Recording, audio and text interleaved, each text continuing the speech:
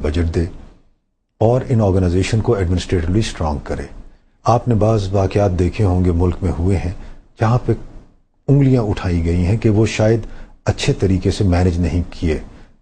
پچھلے دنوں میریٹ کا بام بلاسٹ کا ایک کیس ہوا. آپ نے دیکھا کہ کافی اس کے اوپر بحث ہوئی کہ آگ لگی تھوڑی تھی, پورا ہوٹل جل گیا, کیوں نہیں بجھائی جا سکی وغیرہ وغیرہ.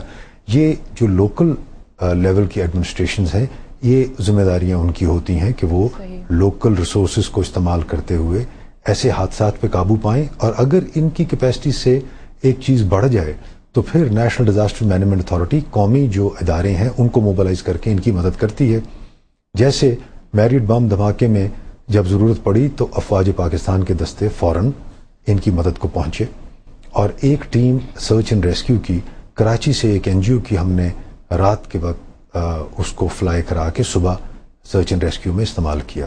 کہنے کا مقصد یہ ہے کہ قانونی جو اوور آل سچویشن ہے اس میں یہ ایک بہت پاورفل قانون بنایا گیا ہے جس میں ضلعی سطح تک اور صوبائی سطح تک میکسیمم پاورز دے دی گئی ہیں کہ ایمرجنسی میں ضلعی اور صوبائی حکومت وہ اقدامات کر سکتی ہے جس کا ان کو ضرورت کے وقت امکان موجود ہے, اور اس کے کسی چیلنج, کسی بھی اقدام کو کسی کورٹ میں چیلنج نہیں کیا جا سکتا. اس سے پاورفل قانون اور کیا ہو سکتا ہے. جن صاحب یہاں پہ میں ایک سوال پوچھنا چاہوں گی کہ اس وقت جہاں پہ نیچرل ڈیزاسٹر کی بات ہو رہی ہے, ارتھکویک کا جو ایک ثانیہ 2005 میں ہوا وہ تو چلے ہو گیا, اور نیچرل جو بھی چیز ہوتی ہے قدرتی چیز پہ تو کسی کا کنٹرول بھی نہیں ہے, لیکن اب چونکہ ایک ایکسپیرینس ہو گیا ہے, اب خدا نہ خواستہ اللہ نہ کرے کہ ایسا بھی واقعہ دوبارہ ہو, لیکن پھر بھی سیفٹی پریکاشنز کے لیے یعنی کہ پریونشن کے لیے اب کیا اقدامات لیے جا رہے ہیں DMA کی طرف سے؟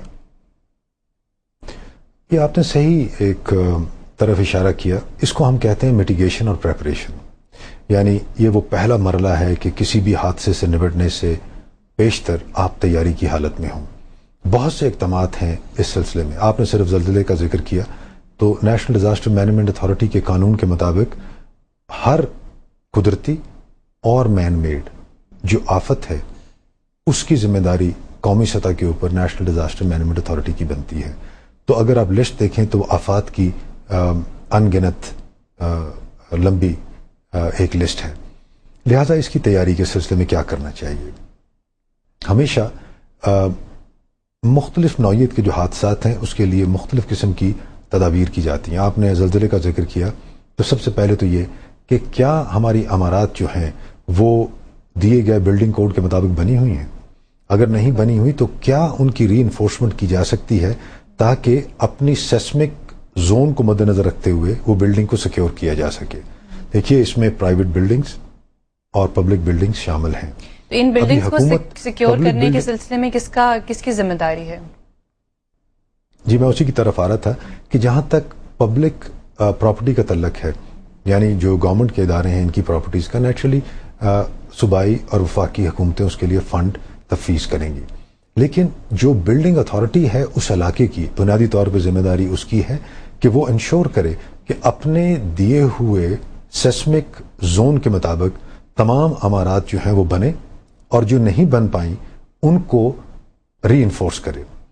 ٹیکنالوجی موجود ہے, اس کے لیے نالج موجود ہے, اس کو استعمال کرتے ہوئے. لیکن کیونکہ یہ فائنینس سے ریلیٹڈ ایشو ہے اور آج کل جو فائنینشیل کرنچ ہے اس کا ہم سب کو علم ہے اقتصادی حالت کا, لہٰذا ایک بڑے پیمانے پر یہ ایکٹیویٹی آپ کو دیکھنے میں نظر نہیں آتی.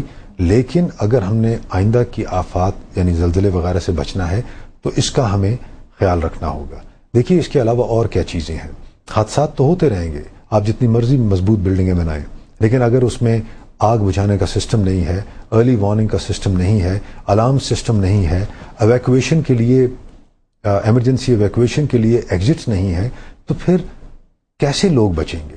لہٰذا یہ تمام وہ عناصر ہیں, وہ تمام وہ عوامل ہیں اور یہ تمام وہ ضروریات ہیں جو ان بلڈنگز میں ہونی چاہیے. یہ ابھی فیڈرل گورنمنٹ تو صرف ہدایات دے سکتی ہے نا جی, جو کام ہے وہ تو لوکل اتھارٹیز کا ہے, کیونکہ یہ ڈیوالو سبجیکٹ ہے, صوبائی ایک معاملہ ہے, ایک ضلعی معاملہ ہے. لہٰذا اس کی جو طرف کام کرنا ہے وہ ضلعی اور صوبائی حکومتوں نے کرنا ہے.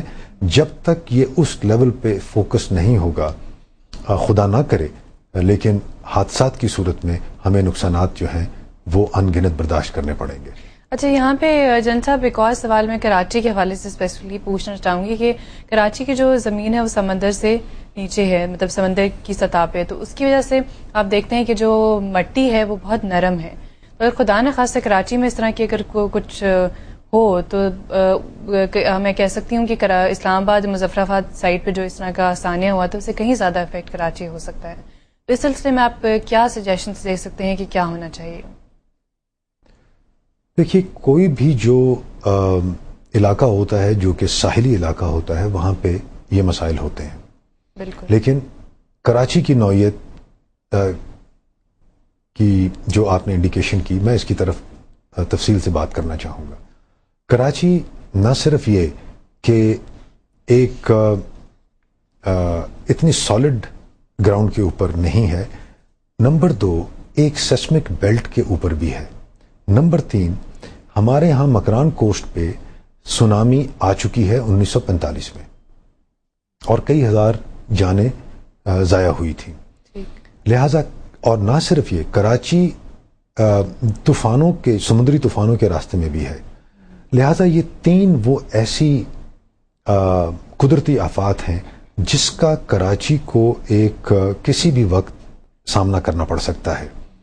اس سلسلے میں ہم نے ایک سائیکلون کانٹیجنسی پلان بنا کے کراچی کی حکومت کو بھیجا ہے تاکہ اس سائیکلون کی انٹینسٹی اور اس سے جو علاقے زیر آب آ سکتے ہیں اور جو لوگ افیکٹ ہو سکتے ہیں اس کو دیکھتے ہوئے اس میں یہ ہدایات ہیں کہ ابھی وقت ہے، ہمیں تیاری کی حالت میں رہنا چاہیے. دوسری بات آپ نے فرمائی کہ زلزلے کی صورت میں کراچی کی مٹی کیونکہ نرم ہے تو وہاں پہ ایکسلریشن جو ہوتی ہے زلزلے کی فورس کی وہ کہیں زیادہ ہو سکتی ہے اور بلڈنگوں کو نقصان ہو سکتا ہے. اس میں کوئی شک نہیں. ایک تو یہ کہ کراچی کی کنسٹرکشن ہمارے کسی اور بڑے شہر کی طرح